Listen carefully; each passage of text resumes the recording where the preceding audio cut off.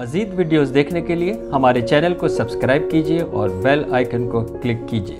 Transformation wellness clinics इस हवाले से नौजवानों और वालिदैन की क्या रहनुमाई या मदद कर सकते हैं?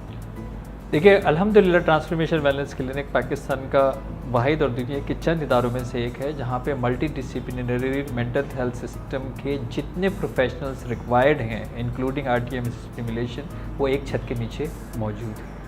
ट्रांसफॉर्मेशन वेलनेस क्लिनिक के अंदर वो तमाम टूल्स मौजूद हैं और वो तमाम चाइल्ड साइकोलॉजिस्ट स्पेशलिस्ट मौजूद हैं। वो फॉरेन क्वालिफाइड ऑटिज्म स्पेशलिस्ट मौजूद हैं कि जो कि बच्चों की एक प्रॉपर असेसमेंट कर सकते हैं, बच्चों के प्रॉपर डायग्नोस कर सकते हैं कि उनकी इमोशनल एज, उनकी इंटेलेक्चुअल एज जिसको हम IQ भी कहते हैं, इंटेलिजेंस क्वेश्चन, उनकी सोशल एज, उनका बिहेवियर उनकी एज के हिसाब से मुनासिबत रखता है या नहीं रखता।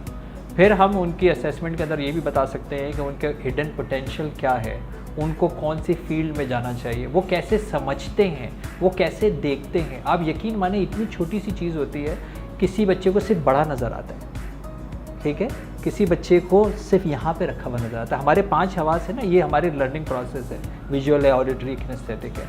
उस बच्चे को आप बोर्ड के ऊपर लिखेंगे, उसको समझ में नहीं आएगा। उसी बच्चे को आप वही चीज़ यहाँ लिखेंगे और वो उसको टच करके पढ़ेगा, उसको 1 सेकंड में समझ में आ जाएगा। ये चीज़ आपको नहीं मालूम और उस बच्चे पे जुल्म किए चले जा रहे हैं, उसको क्लास पे क्लास दिए जा रहे हैं, टीचर उसके ऊपर चिल्ला रही है। उसका लर्निंग पैटर्न ये है, उसका लर्निंग स्टाइल ये है। कई ऐसे होते हैं जिनके लिए लर्निंग चैलेंजेस होते हैं, लेकिन आपकी सख्ती उनको लर्निंग डिसेबल बना देती है। वो बच्चा जो 2 घंटे बैठा है और वो पढ़ रहा है और उसे याद नहीं हो रहा, तो वो पढ़ने से नहीं भाग रहा। आपको ये क्यों समझ में नहीं आ रहा कि अगर वो पढ़ने से भाग रहा होता तो वो 2 घंटे क्यों बैठता? खुदारा उस बच्चे पे तरस खाइए, उस बच्चे के लर्निंग पैटर्न्स को असेस करवाइए। जब आपको ये पता लग जाएगा कि मेरा बच्चा इस तरह समझता है, मेरे बच्चे को सिर्फ बड़ा लिखेंगे तो समझ में आएगा, उसको विजुअल दिखाना ज़रूरी है, उसको रिपीट करना ज़रूरी है, बात को 2 दफ़ा दोहराना ज़रूरी है। तो जब आपको ये बात खुद समझ में आ जाएगी तो उस बच्चे के लिए कितना आसान हो जाएगा, क्योंकि आप उसको समझा सकेंगे। यही बात जब आप उसकी टीचर से शेयर करेंगे, टीचर की भी ज़िंदगी आसान हो जाएगी। ये आप उसके ट्यूटर से शेयर करेंगे, उसके लिए भी ज़िंदगी जो है वो आसान हो जाएगी। बिहेवियर मॉडिफिकेशन की बहुत सारी चीज़ें बच्चों को जो है वो बताई जा सकती हैं through assessment and through practice. तो मैं ये बच्चों के हवाले से बता रहा हूँ कि मैं ये ज़रूर ये चाहूँगा कि आप अपने बच्चों की साइकोलॉजिकल असेसमेंट ज़रूर कराइए ताकि आपको अपने बच्चे के बारे में पता हो। दूसरा, 9th क्लास के अंदर उसकी कैरियर काउंसलिंग ज़रूर कराइए। 9th क्लास से पहले उससे सवाल ही ना पूछें कि वो क्या बनेगा, लेकिन 9th क्लास के अंदर क्योंकि सब्जेक्ट की चॉइसेस आ जाती है, 9th क्लास में आने के बाद उसको सब्जेक्ट चूज़ करने पड़ते हैं, उसको डिसिप्लिन चूज़ करना पड़ता है। वहाँ उस बच्चे के लिए बहुत ज़रूरी है कि आप एक कैरियर काउंसलर के पास लेके आइए, आप एक एजुकेशनल साइकोलॉजिस्ट के पास लेके आइए और वहाँ पे हम उसको जो है वो उसके पोटेंशियल को आइडेंटिफाई कर सकें, उसके इंटरेस्ट को आइडेंटिफाई कर सकें। अगर आपका बच्चा पैशनेट है और उसको दिलचस्पी उसमें आ गई है, फिर आप छोड़ दें, उसकी इस फील्ड में जाएगा, वो जिस भी फील्ड में जाएगा वो कामयाब तरीन आदमी होगा। क्योंकि प्रोफेशन के पीछे अगर पैशन है तो वो उस प्रोफेशन को सक्सेसफुल बना देगा। मैं आज आपको बता रहा हूँ दुनिया के अंदर कितनी कह रहे हैं जी बेरोज़गारी है, आप अभी कहते हैं यहाँ पे कितनी जो है वो बेरोज़गारी है।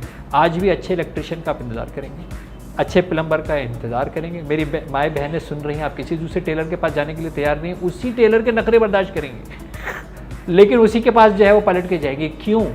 क्योंकि उसके पास वो स्किल्स पॉलिश हुए हुए हैं जिसकी वजह से आप उसके पास जो है वो जाएंगे। आप अपने घर का काम डिले करेंगे लेकिन उसका इंतज़ार करेंगे। आप अपनी गाड़ी मोटरसाइकिल किसी दूसरे मैकेनिक को नहीं दिखाएंगे, वो आप उसी के पास जो है वो जाएंगे, 2-4 उसको सुनाएंगे भी और लेकिन आप उसके पास ही वापस जो है वो जाएंगे। वो क्यों?